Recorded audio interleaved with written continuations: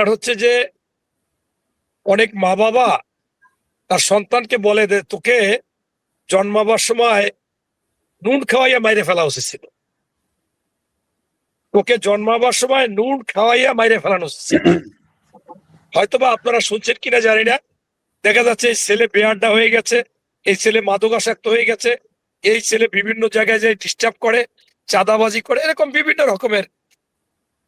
এখন আজকে অবশ্যই তারেক রহমান যখন বাংলাদেশে আসছে আমাদের মধ্যে অনেক কানাঘুষা হয়েছে। আমি ওই দিন খুব আগে আগে গেছি, আগের দিনও গিয়েছি।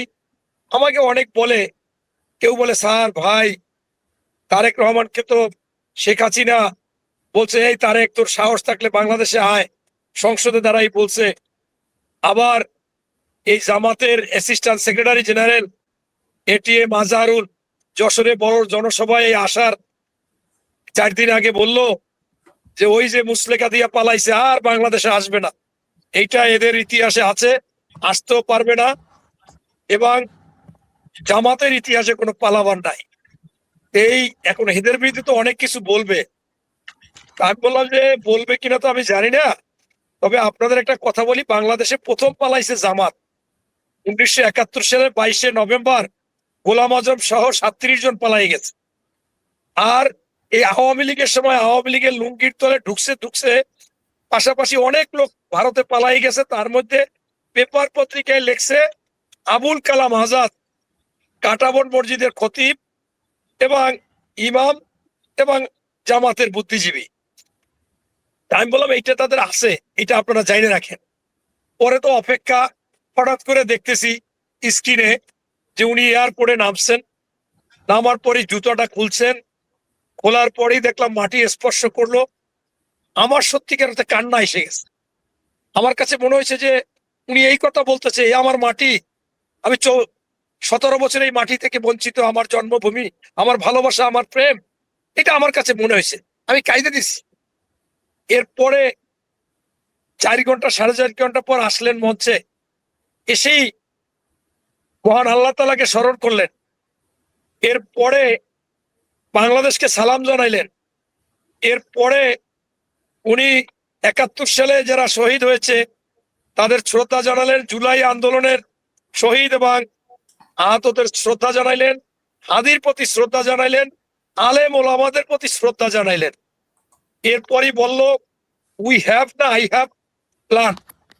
এইটা বলেই দেখলাম যে হাত দুইটা উঠাই দিয়েছে আল্লাহর কাছে যে হে আল্লাহ আমাদের ঐক্যবদ্ধ করো, তুমি না চাইলে আমাদের হবে না, আমরা উন্নতি করতে চাই, আমরা শ্রম দিতে চাই, আমাদেরকে সেই কাজ করার সুযোগ দাও, আমাদেরকে কাজ করাইয়া বাংলাদেশকে উন্নয়ন করো।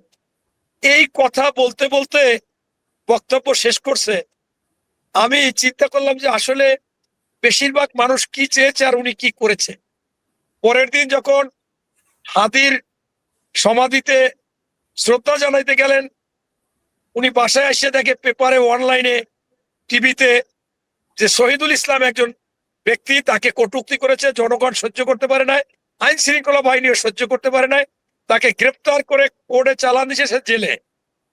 উনি সাথে সাথে বলছে যে একে এখনই মুক্তির দাবি জানাইতে হবে বিএনপির, এই জন্য কি জুলাই আন্দোলন হয়েছে, এই জন্য কি 71 সালে দেশ স্বাধীন হয়েছে, এবং পরবর্তীতে এইটা বিএনপির ই করছে কইরা সাথে সাথে সেখানে এই দাবি জানাইলে পরের দিন ছেড়ে দিছে।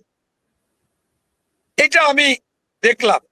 এবং সেই যে রিক্সা শ্রমিকরা আন্দোলন করেছিল, আমি প্রত্যেকটা রিক্সা শ্রমিকদের কমান্ডার, মুক্তিযোদ্ধা, বাদশাহ ভাসানী, আফজাল, মানে যে কয়টা রিক্সা চালক আন্দোলন করেছে শেখ হাসিনার বিরুদ্ধে, রিক্সা নিয়ে মিছিল নামাইছে, জেলে গেছে, তাদের সাথে উনি দেখা করেছে। এরপরে আপনার আমি শুনেছিলাম যে ঢাকা 10 আসনে আসিফ মাহমুদ, এটা শোনা কথা, কিন্তু আমাদের চেয়ারম্যান মহোদয়ের কাছে এই আসনটি চাচ্ছিলেন, উনিও দিতে চেয়েছিলেন, যেহেতু বিভিন্ন জনে বলেছে কিছু না কিছু রটে, কিছু না কিছু বটে। এরপরে আমি ওইখানে আমাদের বাগেরহাটের মোল্লারহাটের রবিউল আলম, রবি, সে আগে উপনির্বাচন করেছিলেন, তার প্রচুর শ্রম, তার নামে 181টা মামলা। আমি তখন নিজে চলে গেলাম ধানমন্ডি এরিয়ায়, আমি থাকিও ওই আসনে, বিভিন্ন লোকের কাছে যারা আমার চিনে না তাদের সাথে কথা বলতেছি। তারা বলে আমরা শুনলাম এখানে আসিফ মাহমুদকে দিবে, যদি আসিফ মাহমুদকে দেয় আমরা তারেক রহমানের বিরুদ্ধে কি করব। আমি কেন করবেন ভাই? বললো যে আসিফ মাহমুদ একজন দুর্নীতিবাজ, এত দুর্নীতি করার পর যে বৈষম্য বিরোধী আন্দোলন করছে, ন্যায়ের কথা বলেছে, সে পদত্যাগ করলো না, পেপার পত্রিকায় প্রমাণ সহ লিখে দিয়েছে।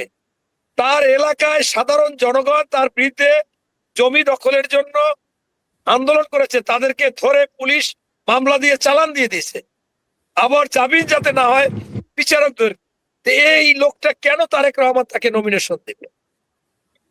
তাই আমি বললাম যে এখন তো আমি জানি সে জুলাই যোদ্ধা। বলছে যে শুনেন আপনি কি করেন? আমি বললাম আমি একটু ব্যবসা বাণিজ্য করি।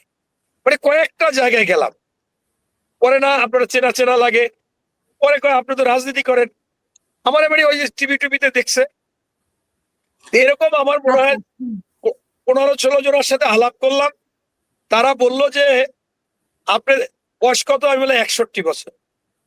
কয় 1952 সালে ভাষা আন্দোলন হয়েছে, যারা শহীদ হয়েছে বিনিময়ে কিছু চাইছে? না, 71 সালে স্বাধীনতা করছে, তখন বেশ কিছু সেনাবাহিনী তারাই দেশপ্রেমিক ভূমিকায় ছিল এবং তাদের নেতৃত্বে অনেক কিছু হয়েছে, অনেকে মারা গেছে। তারা কি বিনিময়ে কিছু চেয়েছিল? জিয়াউর রহমান চেয়েছে? আমি বললাম না, সে তো ব্যারাকে ফিরে গেল। জীবিত মুক্তিযোদ্ধাদের মধ্যে মানে শ্রেষ্ঠ খেতাব তাকে শেখ মুজিবুর রহমান এনে দিল, বীর উত্তম। তা বললো 90-এর আন্দোলন হয়েছে। আমি বলে এই আন্দোলনটা আমি করেছিলাম, আমাদের যদি আর্মি সমর্থন না করতো নুরুদ্দিন সাহেব, আমরা ওই এরশাদের কাছ থেকে আনতে পারতাম না। তখনও দেশ প্রেমিক ভূমিকায় আর্মি ছিল এবং আমরাও চাই নাই কিছু। তা বললো যে এইবারে এত চাওয়া পাওয়া কেন? আপনি কি জানেন যে আমরা খুব সচেতন। এই যে সরকার হলো অন্তর্বর্তীকালীন সরকার, সেই সময় সকল রাজনৈতিক দলকে ডাকছে, আর্মিদের গাড়িতে করে নিয়ে গেছে। ওই লোক বললো যে আমি নিজে দেখছি, জোনায়েদ সাকিরে নিয়ে যায়, মাহমুদুর রহমান মান্নাকে নিয়ে যায়। তখন তারা জিজ্ঞাসা করছে যে সরকারটা যে করবেন কি নিয়ম হবে? বললো যে একটা জাতীয় সরকার করা যায়, সবাইকে দলকে নিয়ে 4-5 বছর থাকলো। আর যদি আপনারা স্বল্প টাইম চান 1-1.5 বছর, তাইলে যারা এই সরকারে থাকবে তারা কোনো দলীয় লোক থাকতে পারবে না, তারা দল করতে পারবে না, নির্বাচনও করতে পারবে না। তখন এই ছাত্ররা ইন্টারেস্টেড হলো, আসিফ নজরুল হলো। পরে তো এখন তারা দেখলাম দলও করছে, আবার নির্বাচন করতেও চায়। আমরা জনগণ কষ্টের টাকা দিয়ে এই পাঠাও চালক, রিক্সা চালক, ভ্যান চালক, গৃহিণী, সাধারণ ব্যবসায়ী, মুদি দোকানদার, আমরা গিয়ে গিয়ে পানি কিনে দিছি, পাউরুটি কিনে দিছি, বিস্কিট কিনে দিছি, যে বাংলাদেশে একটা ন্যায়ের পথে সব সময় একটা ভ্যানগার্ড থাকবে, তারা যেখানেই অন্যায় সেইখানে, এবং যুগে যুগে এরকম এই আন্দোলনে সবাই আসবে। সেইটা কি আছে এখন আর? আমার তখন টুপ করে দেখলাম যে আমি কয়েকটা বক্তব্য শুনছিলাম হাদির, পরে ওখান থেকে এসে আমি হাদির বক্তব্যগুলো সার্চ দিলাম। তখন হাদির আমি প্রায় 8টা বক্তব্য পাইলাম যে এই জুলাইয়ের যে চেতনা, এই জুলাইয়ের যে মানুষের আস্থা, সেইটা এনসিপি শেষ করে দিয়েছে।